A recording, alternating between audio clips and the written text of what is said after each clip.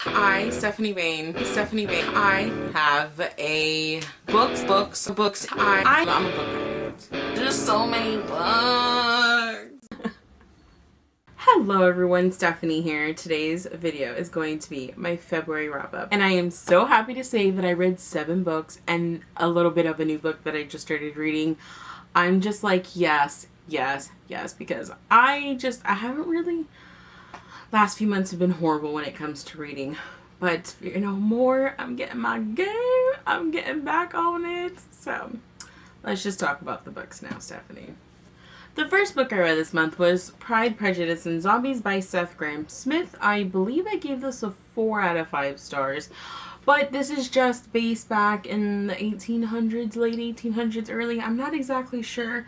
But it's about a group of sisters whose father teaches them how to...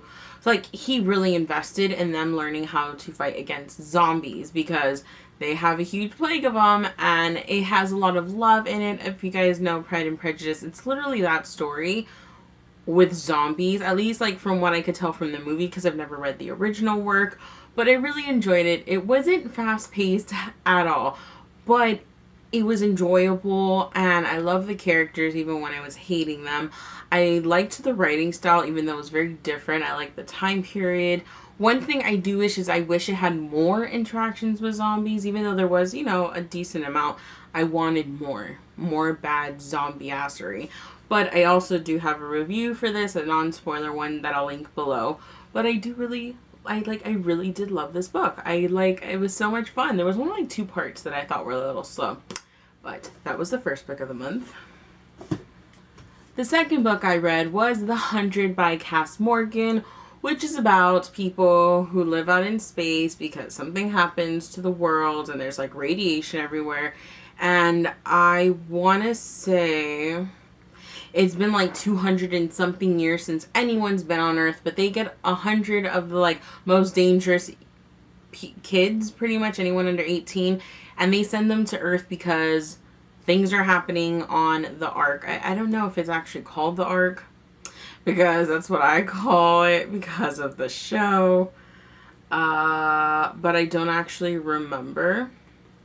Anyway, it's also in 4 perspectives. It's in the perspective of, I wanted to say Cassie again, Clark, Wells, Bellamy, and Glass. I liked the characters. I liked the book. I thought it was a lot of fun. I did think, though, that it was really shallow. I feel like Cass Morgan could have delved in more of, the characters. I feel like when he thought something really crazy was going to happen, and just all of a sudden wouldn't, which was one issue I really did have with it.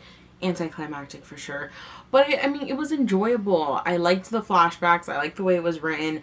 I really enjoyed it, and I gave it a 3.75 out of 5 stars. I don't think it was horrible, but it's definitely not as good as the show, but it was good.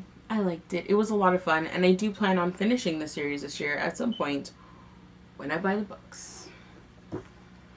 Eventually. After I read The 100, I read Morning Star by Pierce Brown. I will be posting a review of this. It'll be up eventually. Guys, this is the conclusion to the Red Rising series, which, if you guys are new to my channel, you don't know, I am obsessed with the Red Rising series. Absolute favorite series. It's a trilogy. Sorry, I keep saying series. Favorite trilogy I've ever read. Series in general. Whatever. I love the world. I love the character. But anyway, obviously I can't tell you what this one's about. But Red Rising is just about a boy named Darrow, whose wife is pretty much hanged, and he joins the rebellion against their society, which is color-coded. Reds are the lowest of the low. Golds are top-notch. They're the ones, they're the arch-governors. They're the people that rule the land, and they rule over all the other colors. And it's very complex, and I don't know, the series is just really amazing. It's fast-paced. It's gory as hell. There's blood. It's just perfection. There is love, but I love that it doesn't focus on that. I feel like the love is shared more between 2. It's a bromance than anything else, which is my favorite relationship, friendship ever. They're amazing, but I do highly recommend this series because it's my absolute favorite. And all I can say is the conclusion to the series was, for me, the most satisfying read I have ever had. Ah, so good. 5 out of 5 stars. It made me so happy. After I read Morning Star, I was really worried to pick up another book because I was like, I don't want to get into a slump. Like, after you read something really good, the last thing you want is to read something that's not as good, and it's not going to keep the momentum because then it's gone. But what I picked up was The Fifth Wave by Rick Yancey. I have a review for this as well. I'll link it down below.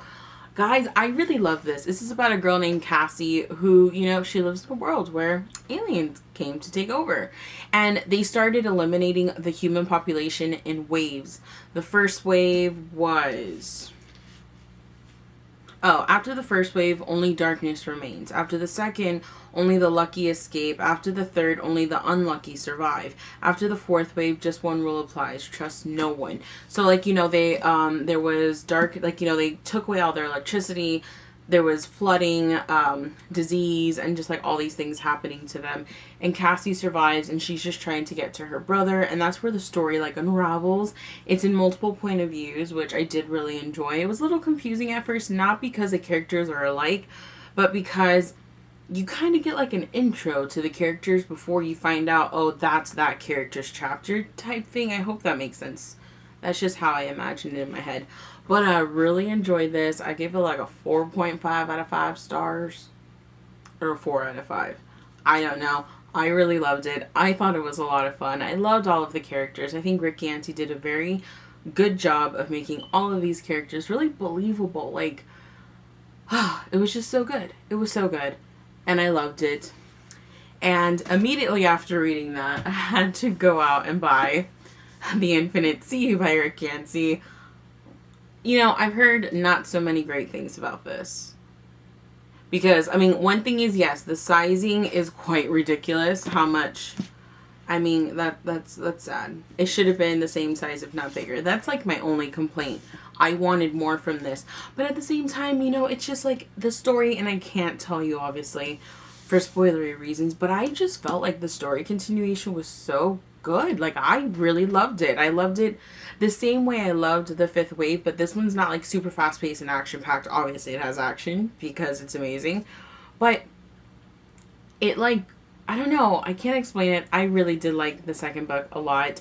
Just as much as I like the first one. And I cannot wait for the third book. Which I keep forgetting the name of it. I know it has star included in the title.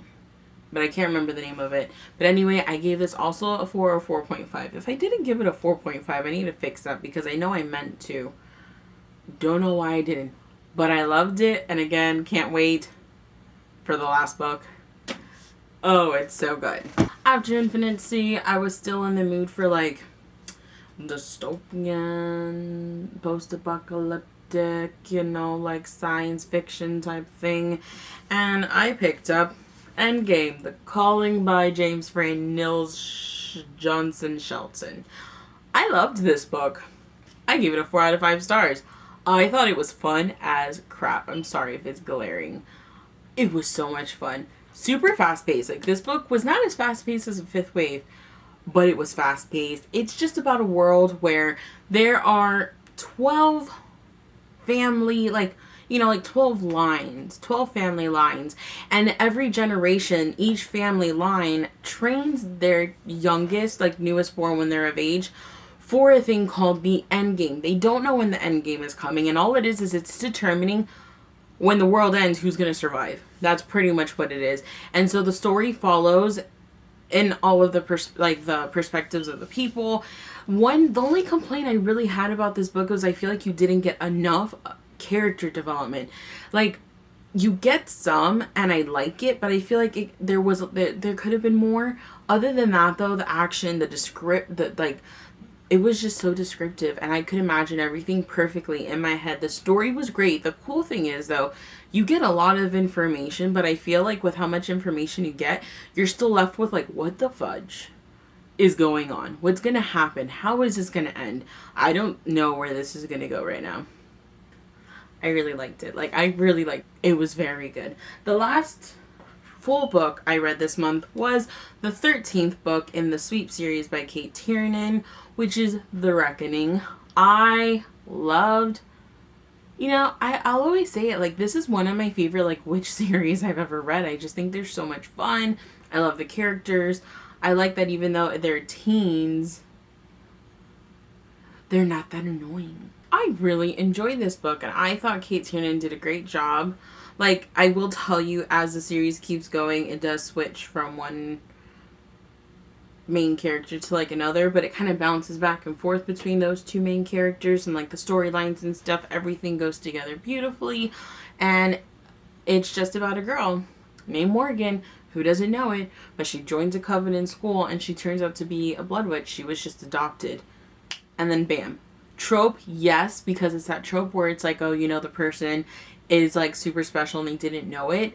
But I love it because Kate Tiernan did such a great job, and I actually really like that trope. But this is just such a fun, like, witch series. I really love it, and I gave this a, like, I think I gave it 4 out of 5 stars. Like, it was just fun, and it was amazing. And after I read that, I started last night / this morning to read book 14, which is Full Circle by Kate Tiernan. I'm only 18 pages in. I don't know if I'll finish this today. Even though these are really fast books, I'll probably finish this tomorrow. And yep, but you know, really enjoyed it. I am not going to combine my wrap up and my TBR because I probably have already talked for too long, and I plan on talking in my my TBR. But I will end this here, and I'll start doing my TBR, and it'll be uploaded same day, next day, something like that. But I hope you guys had a great reading month. I'm just really happy I'm back on my game, my A game, because I haven't read this many books in a very long time. So I'm super excited. But I will see you guys in my next video, and I have something on my chest that hurts. But I will see you guys in my next video. Goodbye!